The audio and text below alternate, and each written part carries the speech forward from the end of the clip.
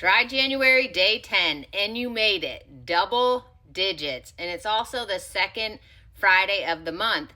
And for some people, the second weekend is sometimes more difficult because you were a couple days in last Friday. There was that whole novelty of I'm doing a dry January. And sometimes the enthusiasm or the hype kind of starts to wear off, and you feel like that's where the work starts. And that's when you really need to dig deep and use those tools for when the cravings hit. Because remember, it's not a matter of if they're going to hit, it's when. And the best way that you can do this is to be prepared. What are you going to do when the cravings hit? This is what I've learned about cravings, is that typically the intensity of a craving for me when I first quit drinking would last about 20 to 30 minutes. So when I would feel those strong urges, when I just felt like I couldn't sit still, I felt so restless, I knew that I needed to be proactive. And for me, what helped the most was always physical movement. My go-to was always get up and go for a walk.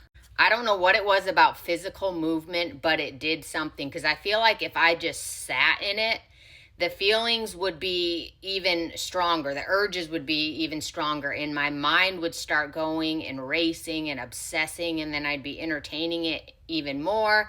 And then I would just feel frustrated. I would feel overwhelmed, and I'd start questioning everything.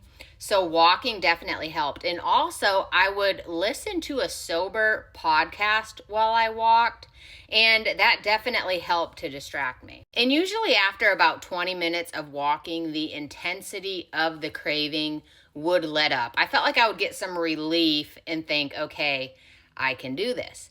And if I felt that craving and that urge again, that's usually when I would eat a bowl of ice cream or have some kind of a sweet treat, or I would make a mocktail, or I would call someone, I would FaceTime a friend, I would scroll sober TikTok, I would go clean something, fold laundry, clean out my car, organize a garage, just something to keep my mind somewhat preoccupied.